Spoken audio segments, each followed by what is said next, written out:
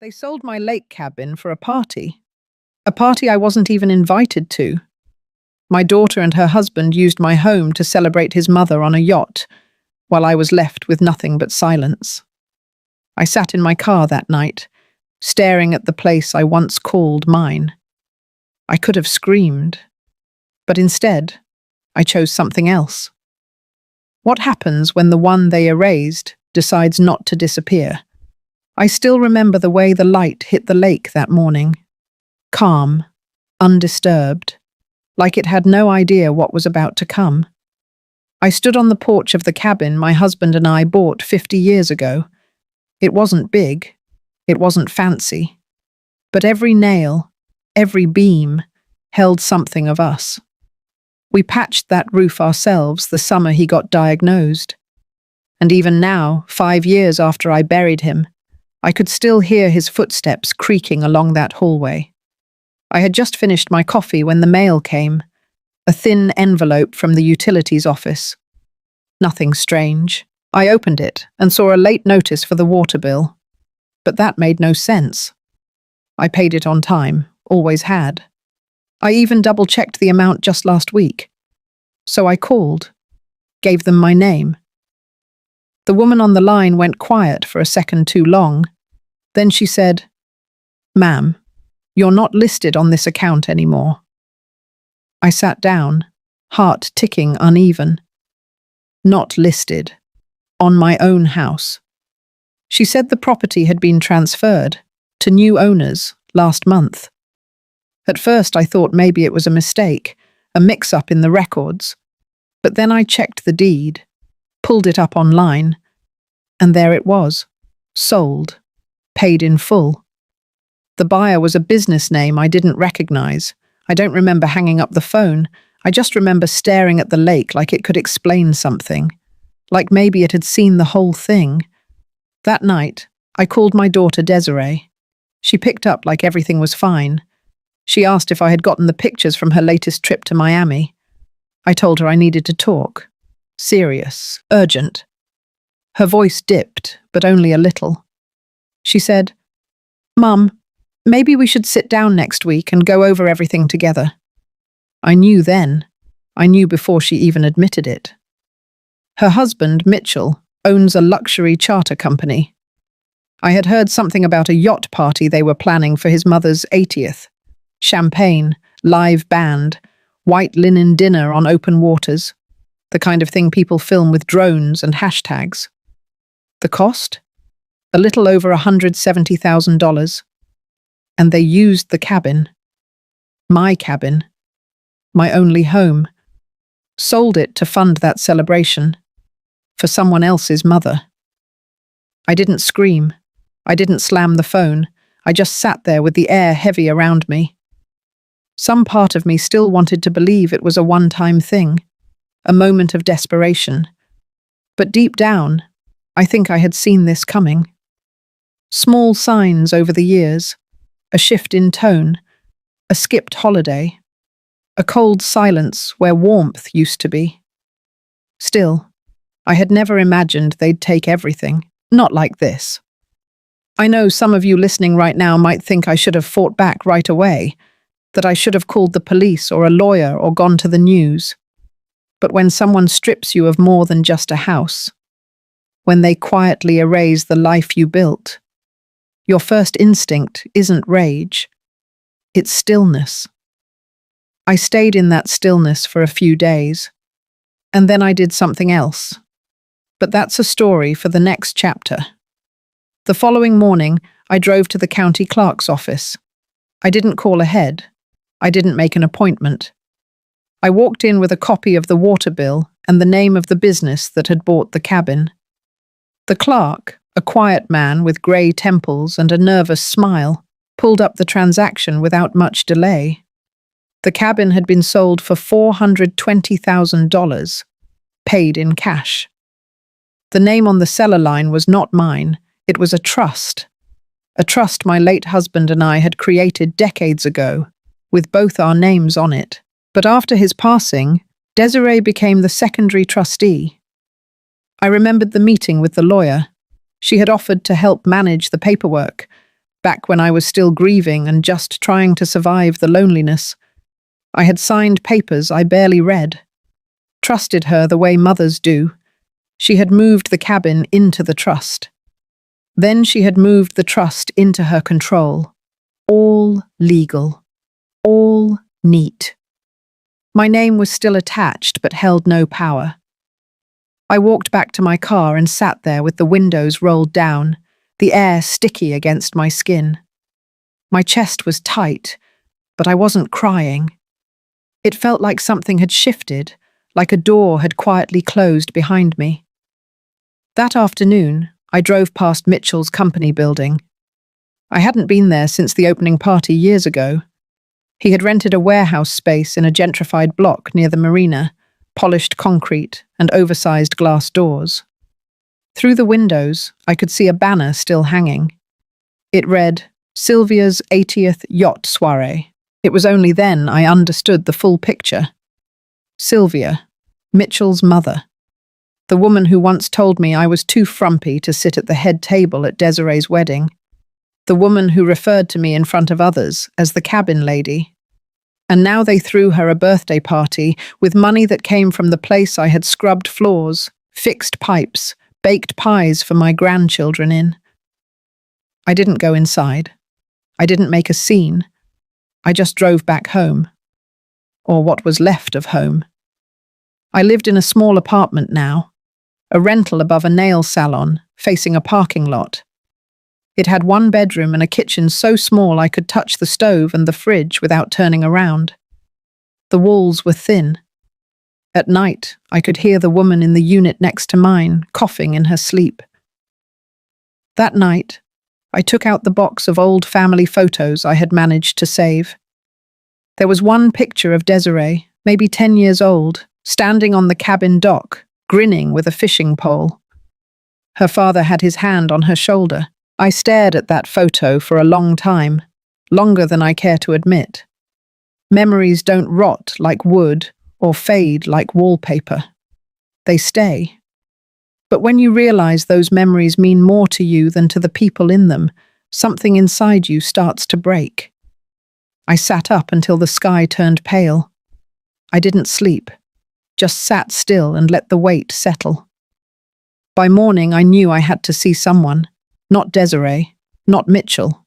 I needed clarity. So I made an appointment with Ms. Lovelace, my old estate attorney, the one I should have called years ago. I didn't tell her much over the phone, just that something wasn't sitting right and I needed to go over some old documents. She agreed to meet that afternoon. I didn't expect answers. Not yet. But I was done being confused. Done being quiet. If Desiree had turned my grief into a transaction, I needed to understand exactly what she'd sold, and what, if anything, I still had left. Ms. Lovelace's office still smelled like lemon oil and old paper. Nothing had changed. The same mahogany bookshelves, the same ceramic lamp with the dusty green shade. She welcomed me with a soft nod and poured tea like she used to when my husband and I first sat in that room. Nervous about estate planning but determined to do it right. I handed her a copy of the deed transfer and the trust documentation I had dug up. She took her time reading through them. Her brow creased deeper with every page. She didn't speak for a while, flipping back and forth between the signatures and dates.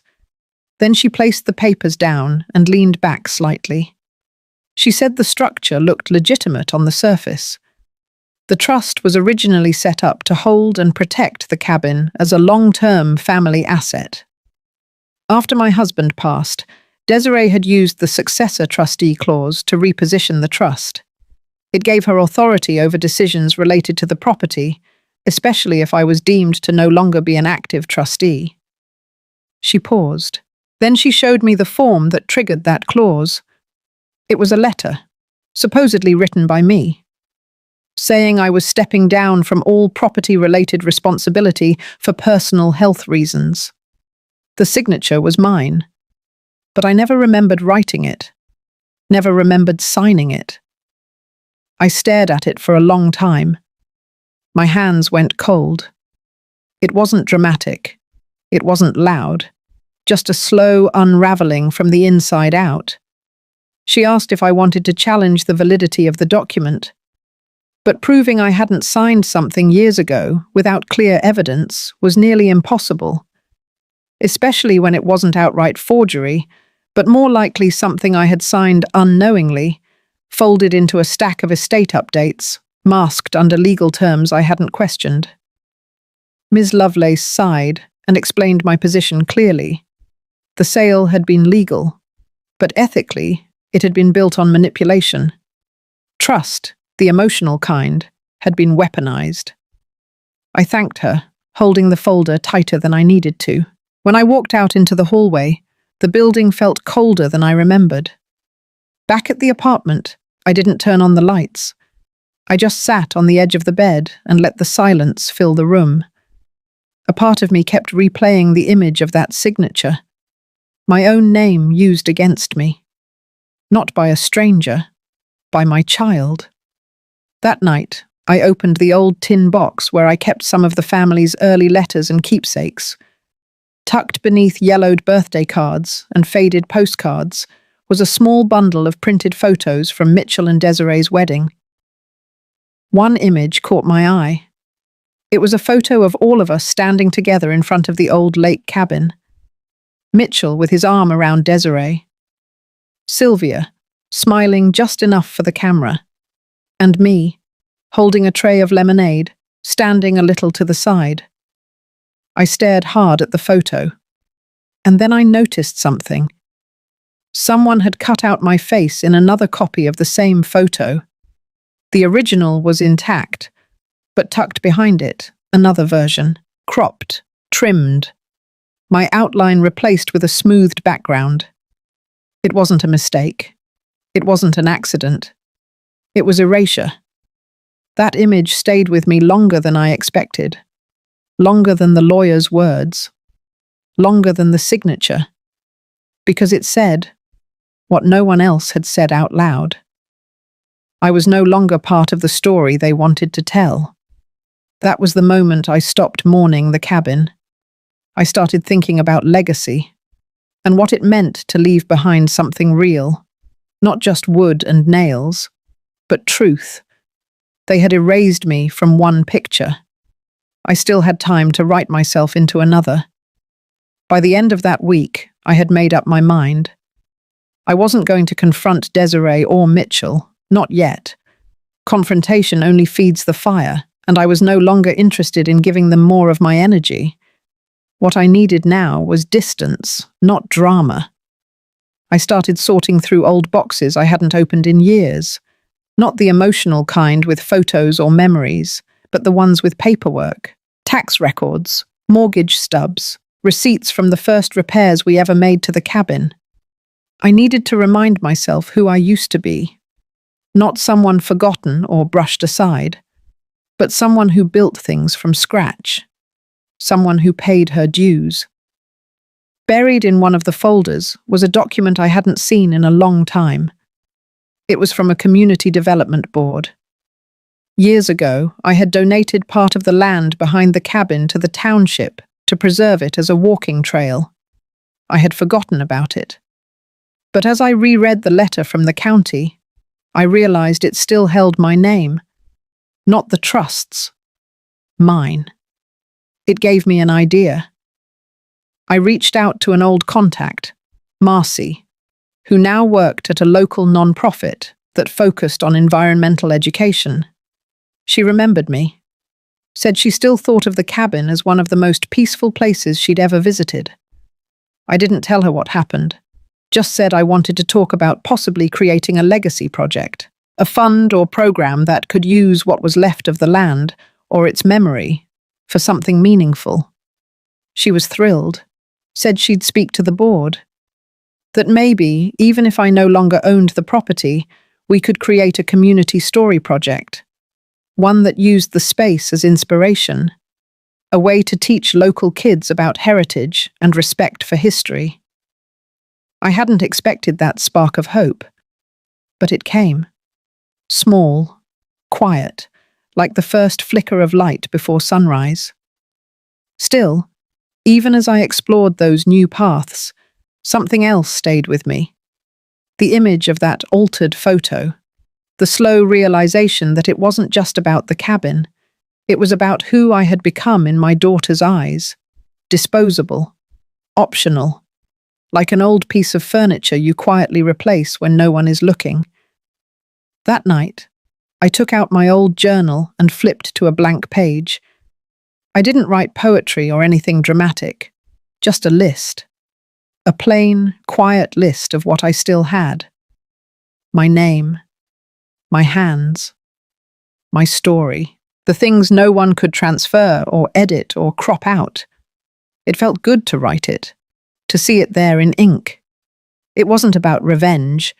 It was about clarity, about recentering myself after being pulled so far from who I used to be. Later that week, I visited the local library and found a shelf of community history binders, old newspaper clippings, photos, even a few student essays from long ago about the lake and its surroundings. There, wedged in the middle of a yellowing page, was a picture of the cabin. Mine, before the renovations. The porch still had the original swing. The dock was smaller, but it was unmistakable. I made a copy and took it home. I taped it to my refrigerator. It sounds silly, but it gave me something solid to hold on to. Proof that I had existed there, that my presence had mattered. Desiree could sell property, Mitchell could host parties, Sylvia could smile for cameras. But I had been the one to plant trees, to dig the garden beds, to patch the roof. The cabin may no longer belong to me on paper, but I carried its truth in my bones. And no one could take that away. It was a Sunday morning when I drove past the lake for the first time in months. The sun hadn't fully risen, and the fog still clung to the surface of the water. For a second, I almost forgot what had happened. I almost let myself believe that nothing had changed, that I'd be pulling into my gravel driveway, hearing the soft crunch of tires as I parked near the porch. But the gate was locked. A new sign had been installed. Modern, flat lettering. The name of the new owners was printed across the bottom, along with a security company's logo. It looked cold, clinical. Nothing like the place I had once called home. I didn't linger. I parked off the road and walked along the trail that still cut behind the cabin. The section I had donated years ago hadn't changed much. The trees were taller now, the path a little more worn, but the air felt the same. Damp pine, moss, and something softer, like the memory of something good. As I walked, I saw the dock come into view through the trees. Not the main one. A smaller one we had built ourselves, years before Mitchell added the bigger one for his boat. It looked neglected now, the wood grey and splintered, but it was still there. I sat down at the edge and let my feet dangle over the water. I didn't cry. I didn't curse. I just breathed, deep and slow, letting the stillness surround me. That's when I heard laughter. It came from the main house. Through the trees I could make out figures on the porch, music, glasses clinking, another event, another gathering. Desiree's voice carried across the water. She was greeting guests. Her tone bright, performative. She used to speak like that in college, when she was trying to impress professors. Now it had become her default setting, smooth, polished, untouchable. Sylvia stood beside her. She was wearing something expensive, her posture perfect. I watched for a minute, then turned away. It was strange, realizing they had filled the space with so much noise, yet I felt nothing. No envy, no anger, just distance, the kind that isn't measured in miles, but in understanding. Back in my car, I didn't head straight home. I drove to a quiet cafe on the other side of town. It was a place I used to visit with an old friend before she moved to Oregon. I ordered black coffee and sat by the window. The view wasn't much, just a parking lot and a faded mural. but it gave me room to think. I took out my notebook and started mapping out something that had been forming in my mind. A small storytelling project, local women, elders like me, sharing moments they thought no one remembered. Not for pity, for preservation. There was strength in stories, not the ones people told about us, but the ones we told ourselves, the ones we claimed back from silence. As I scribbled down ideas, the waitress refilled my cup and smiled. She didn't know who I was. She didn't know what I had lost. But in that moment, it didn't matter. I felt like a person again. Not a problem, not an obstacle, just Evelyn. And that was enough for now. I woke up that morning with a calm I hadn't felt in months. There was no sharp edge in my chest, no weight sitting behind my ribs. Just breath, steady and quiet. Maybe it was the walk by the lake or the coffee shop conversation with myself. Maybe it was finally naming what had happened. Or maybe I had stopped waiting for someone to say they were sorry. I spent the morning rearranging the furniture in my apartment. It wasn't much, just a modest one-bedroom in a quiet complex near the park. But it was mine. Every item in it had been placed by my own hands. No one had rearranged it while I was gone. No one had signed it away behind my back. That made all the difference. In the afternoon, I visited a nearby community centre. Marcy had mentioned they were hosting a weekend open house for local initiatives. I had printed a few flyers about the storytelling project, not really expecting anything. I thought I might tack them onto a bulletin board and quietly leave, but people noticed. One of the organisers asked if I would be willing to speak, just for a few minutes. I hesitated. My voice hadn't carried in rooms like that for a long time. I had gotten used to silence, to being overlooked. But something inside me nudged forward. So I spoke. I didn't tell them about Desiree or the cabin. I didn't name names or share betrayals. I simply talked about the value of memory, about how much we lose when we assume elders have nothing left to say. I said the world needed stories from those who had lived long enough to see things change, and those who had felt the sting of being forgotten. When I finished, there was a pause. Then a few people clapped, not politely, genuinely. An older man with a cane approached me after, said he had a journal he hadn't opened since his wife passed, that maybe it was time. A woman named Lila, in her early 70s, asked if the group was only for women. I said no. She smiled and said she had a story about a lost cookbook and a stolen wedding ring. That night, I lay in bed and realized I had crossed some invisible line. I wasn't in hiding anymore. I wasn't waiting for closure from people who had no intention of giving it. I was building something, even if it was small, even if no one ever apologized. That same week, I received a letter in the mail, thick envelope, no return address. Inside was an invitation. Desiree and Mitchell were hosting a private ceremony, a vow renewal, on the deck of the lake house. Guest list enclosed. My name wasn't on it, but someone had forwarded it to me. No note, just the envelope. I placed it on my table and stared at it for a long time. I didn't feel anger, not even bitterness, just clarity. This was who they were now, people who erased what didn't fit their image, and I was no longer part of it.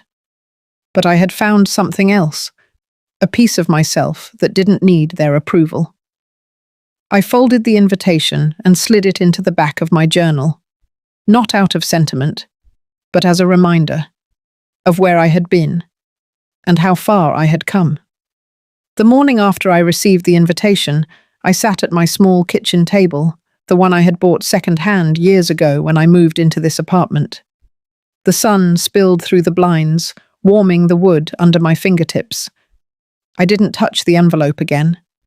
I didn't need to. I had already decided what I would do, even if I hadn't admitted it out loud yet. Instead, I focused on something else.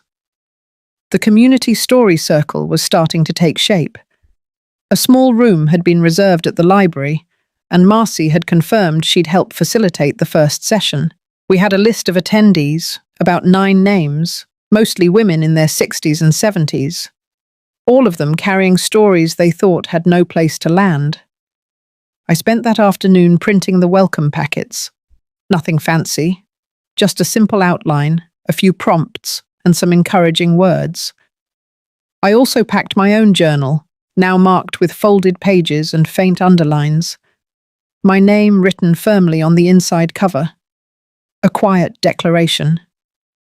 When Saturday came, I was nervous. Not the shaky kind, just the quiet kind that makes your breath feel tight. But the moment I walked into that room and saw the chairs set in a circle, something in me settled. They arrived one by one. Lila brought lemon cookies. Edgar wore a vintage tie that looked straight out of the 50s. A woman named June carried a stack of faded photographs wrapped in tissue paper. There was laughter, shyness, even a few tears. And it was all real. Honest in a way I hadn't experienced in a long time. I shared my own story, not the full version, just the part about feeling erased, about having something I built handed away like it was nothing. I didn't name Desiree or Mitchell, but the pain in my voice carried enough shape for them to understand. They listened. Then June spoke. Then Edgar. One by one, the room filled with memory. It was like breathing in fresh air after months underground. When I walked home that evening, I passed by a boutique window. A soft scarf in the display caught my eye. Forest green with copper stitching. I stood there longer than I expected, watching how it moved slightly under the ceiling fan's breeze. I went inside and bought it. Not because I needed it, but because I wanted to choose something just for me. Later that night, as I folded the scarf into my drawer, I caught sight of the invitation again. I pulled it out, set it on the table, and opened my laptop. Instead of writing to Desiree, I wrote to Marcy. I told her I wanted to expand the circle into a monthly event, include workshops, maybe even an exhibit. I could offer to teach a session on legacy planning. Not the legal kind, the personal kind. How to leave behind a life that couldn't be rewritten or stolen. As I hit send, I realized something had shifted. I wasn't trying to get back what I had lost anymore. I was building something new, and this time, no one could sell it out from under me. The call came just after 8 on a Thursday evening. I had just finished reviewing the final draft of our monthly storytelling flyer when my phone buzzed on the counter. It was from a number I didn't recognize, but something in me knew to pick it up. It was Sylvia. Her voice was lower than I remembered. Slower. Like she had rehearsed every word but still wasn't sure she believed them. She said Desiree had been going through a difficult time, that Mitchell was under pressure at work, that the vow renewal had not gone as smoothly as they hoped. She didn't say sorry, not directly, but she did mention the cabin. She said it had been a complicated decision, that Desiree thought I would understand, in time, that it wasn't personal, just practical, just a piece of property. I sat on the edge of my bed, listening to that word echo in my head. Just property. Sylvia paused, then asked if I'd be willing to meet for lunch. She said she had something she wanted to return. Her voice caught slightly on the word return, like it weighed more than it should. I agreed, not out of curiosity, not for closure, but because I was ready to look her in the eye and feel nothing. We met at a quiet diner 2 days later. She arrived wearing a pale blue coat I had once admired. She looked tired, not aged, just worn. The way people look when they know they've crossed a line they can't uncross. She slid an envelope across the table. I didn't reach for it. I waited. She said she found some old letters in the cabin's safe. Letters I had written to my husband years ago. Ones I thought had been lost in the fire we had during our first winter there. Apparently they had been tucked away, sealed in a weatherproof pouch I didn't even know he had used. She said Desiree was planning to throw them out, thought they were just scrap paper, but Sylvia had opened one and kept them. There was no apology in her tone, just explanation. I took the envelope. It was heavier than I expected. She reached for her coffee but didn't drink. Then, softly, she said something I hadn't braced for. She said she missed me. I didn't respond. I didn't smile or nod. I simply stood, thanked her for the letters, and walked out. The air outside was sharp, cold enough to pull you back into yourself. I held the envelope against my chest and kept walking. At home, I opened the letters slowly, one by one. The ink had faded in places. My handwriting was uneven, sometimes rushed, sometimes careful. Each word brought back pieces I had forgotten. Mornings by the lake, the sound of his laugh when the heater broke, the time we made soup from what we had left in the pantry and still called it a feast. I read them all in one sitting. When I finished, I didn't cry. I felt something steadier, like grounding, like gravity. I knew what I needed to do next. Not for revenge, not to prove a point, but to mark a boundary. The next morning, I reached out to the lawyer who had helped me with my apartment lease. I asked about creating a trust. Something small, something focused. By the afternoon, I had the name for it. The Cedar Table Fund, a place for women over 60 who had been displaced, erased, sold out, women who needed a place to sit and be heard. And this time, the deed would carry only my name. That morning, I ironed my best slate grey blouse and laid out the envelope from the attorney's office beside it. The apartment was quiet. I could hear the low hum of the radiator and the distant sound of someone dragging a trash bin across the parking lot. I moved slowly, but each step carried intention. The restaurant I chose wasn't glamorous. It was the same one where Mitchell used to take me when Desiree was pregnant with Eli. A small diner on the east side, where the booths still had cracked red vinyl, and the servers called everyone sweetheart. I had made a reservation under my name. Just one word: Patricia. I arrived early. The hostess gave me a warm nod and offered me a corner booth. I sat with my back to the wall, facing the entrance.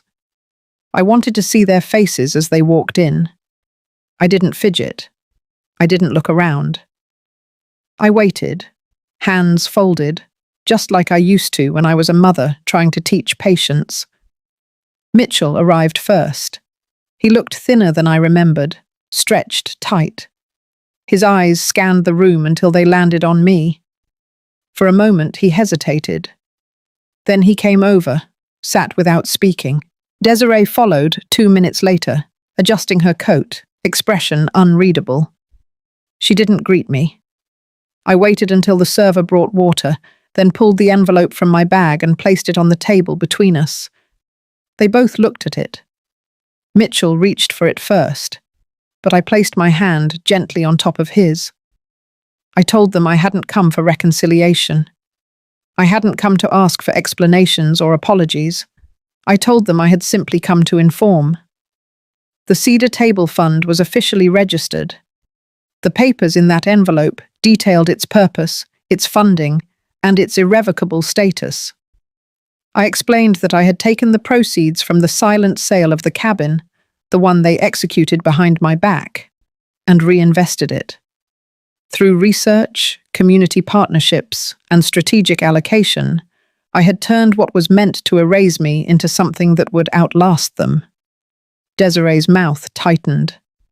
Mitchell leaned back, eyes narrowed. Neither spoke. I continued.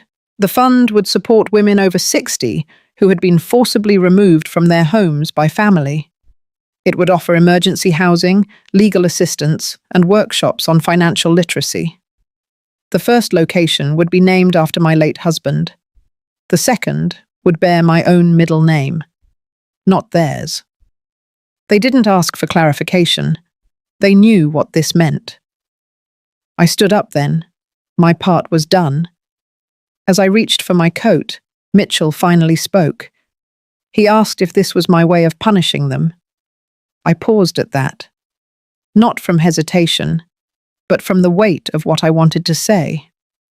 I told him this was not punishment. This was preservation. I walked out into the cold with the kind of stillness that doesn't come from anger, but from knowing that you no longer owe anyone a version of yourself they can manipulate. That night, I lit a candle in the small alcove of my apartment and wrote a new journal entry. I titled it The Quiet Victory, and I slept better than I had in years. That winter, I started walking every morning before sunrise.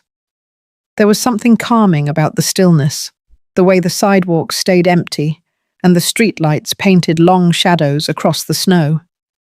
I didn't walk for exercise. I walked because the world felt quiet enough to think without interruption. Each morning, I'd pass the small office where the Cedar Table Fund was housed. Just a converted corner unit behind the bakery. But to me, it held more than brick and glass. It was the first space in years that felt like mine. Inside, the walls were painted a soft sage green. We kept a pot of coffee going all day. No buzzwords or mission statements on the wall. Just a corkboard with handwritten notes from women who had come through the program. Most of them never said much. They didn't have to. They just needed a seat. A safe pause. I hired 2 part-time staff members, both retired school nurses, women who knew how to listen without fixing. One of them, Lenora, liked to bring in fresh muffins on Mondays. The other, Mavis, clipped articles from local papers about elder housing laws and pinned them above the desk. Every day we met someone new, a woman who had been staying in her car behind the gas station, another who had signed her house over to her son and was now sleeping in a church basement. One had lived with her daughter's family until they decided to turn her bedroom into a home gym. They arrived carrying plastic grocery bags and duffel bags, sometimes just a purse. But they all carried the same thing in their eyes. That stunned silence you wear when the people you raised act like you're a burden. We never asked for the full story on day one, just their name, whether they wanted tea or coffee, and if they needed to sleep. That was enough to start. One woman, Rosalie, had been a librarian for 30 years. Her husband passed, and 6 months later, her daughter told her they needed space. Rosalie ended up in a weekly motel until her pension cleared. By the time she came to us, she couldn't meet her own gaze in the mirror. She sat in our lounge for nearly 4 days before saying a word. When she finally did, it was to ask if the clock on the wall had always ticked that loud. That moment stayed with me. The details never shocked me anymore. What stayed with me were the small things, the way they folded napkins into precise triangles, the way they offered to help clean even when they had nowhere to go, the way they apologized for crying. The world had taught them that their worth ended when their usefulness ran out. But the fund wasn't built to rescue. It was built to remind. One Thursday afternoon, we hosted our first community circle. No agenda. Just women sitting around with their tea, sharing whatever they felt like. Some didn't speak. Others talked about old recipes or how they used to hang their laundry in the summer. At the end, I read aloud one of my old letters from the cabin, one I had written to my husband after our first snowfall there. No one clapped, no one needed to. After they left, I stayed behind to lock up. I stood in the doorway and looked around at the room we had made. The soft light, the worn couch, the warmth that had nothing to do with the thermostat. It was small. It wasn't perfect. But it was a kind of home, and I had built it from the ashes of everything they tried to take. That morning, a small envelope arrived in my mailbox. No return address, no handwriting, just my name typed neatly in the center. I carried it back upstairs, placed it on the kitchen table, and stared at it for a while. I had a feeling what it was. Not dread, just a quiet bracing. Inside was an invitation. Desiree's mother was hosting a retirement dinner for herself, a formal gathering on the same yacht they had used for that birthday party. It included Mitchell and Desiree's names in the RSVP section. I traced the gold foil print with my thumb and let out a short, tired breath. It wasn't the invitation that stung, it was the silence before it. The fact that once again, they hadn't spoken to me directly. This wasn't about closure, it was a performance, a display, and I had no interest in attending another act in their play. I walked over to the closet, pulled out a small box tucked behind my coats. It held my husband's watch, a worn photograph of the cabin porch, and a sealed letter I had written a year ago, but never sent. I opened it and read it quietly to myself. It was addressed to Mitchell. In it, I had written about the smell of cedar and pine sap in early spring, about the mornings when he was 10, fishing quietly with his father, not yet old enough to know the weight of grown-up choices. I wrote about love, and how it can harden into control when we confuse proximity with connection. That letter reminded me why I started the fund, why I rebuilt my life piece by piece, not to retaliate but to recover. I placed the invitation in the box next to the letter and closed the lid. Later that afternoon, I met Lenora and Mavis at the community centre. We were setting up for our new winter housing initiative. Foldable cots, warm blankets, little welcome bags with socks and cocoa. There was a small line forming at the door. One woman had frost on her coat sleeves. Another had her belongings in a suitcase with a broken wheel. We didn't have speeches or clipboards, just soft voices and open hands. One of the newer volunteers, a college student, asked me how I kept going, how I didn't let anger shape everything I did. I told her that I used to carry anger like a second spine, stiff, rigid, always ready to hold me upright. But over time, I realized it made me unmovable, so I let it soften, not disappear, but shift. That night, I stood in the hallway of the shelter and watched two women laugh over a jigsaw puzzle. Their voices low, but filled with something that sounded like the beginning of safety. Back at home, I made tea, sat at my kitchen table, and began writing a letter to Rosalie, the former librarian who now ran weekly reading sessions in our lounge. I told her about the invitation, and how proud I was that I had no desire to attend.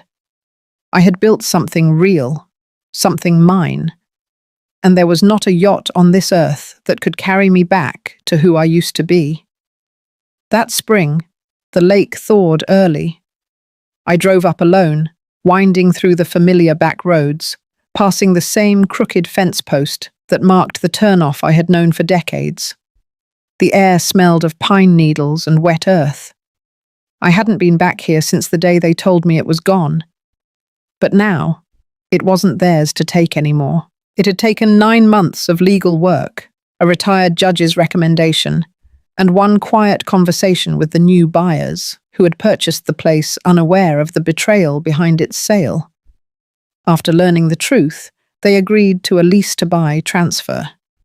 The cabin wasn't mine on paper just yet, but it was back in my hands in every way that mattered. I stepped onto the porch and ran my hand along the wooden railing, the one Mitchell and his father built the summer before his high school graduation. It had been freshly sanded, but the grooves from old nails still whispered their history. I unlocked the door, walked inside, and stood in silence. Nothing flashy, just the creak of the old floorboards, the faint scent of cedar. The kitchen counter where my husband used to cut apples. The sofa where I had read books with Mitchell when he was small, before all the noise and roles and pride got in the way. I unpacked a small bag, just enough for a few days. Then I lit the fireplace, made a pot of coffee, and sat down in the same chair I always did, facing the water. There were still patches of ice floating far out near the middle. The wind blew steady and low. Later that evening I wrote a short letter. Not to send, just to write. I told Mitchell I wasn't angry anymore. I told him I understood now that sometimes people cling to what makes them feel important, even if it costs them someone who once loved them without condition. I wrote that I hoped, someday, he would look in the mirror and see the boy who used to skip rocks on this lake, not the man who had forgotten how to listen. Then I folded the letter, placed it in the drawer by the window, and left it there. Some things don't need to be mailed. When I left the next morning, I locked the cabin and placed the key in my coat pocket. I wasn't sure when I would return, but I knew one thing for certain. This place wasn't a memory anymore. It was mine again, not because of ownership or deeds or contracts, but because I chose not to let bitterness own me. If you've ever felt like your voice didn't matter, like you were erased from a story you helped build, I hope this gave you something to hold on to. Sometimes healing doesn't come from fighting to be seen. Sometimes it comes from seeing yourself again, on your own terms. If this story touched you, share your thoughts. You're not alone in the silence.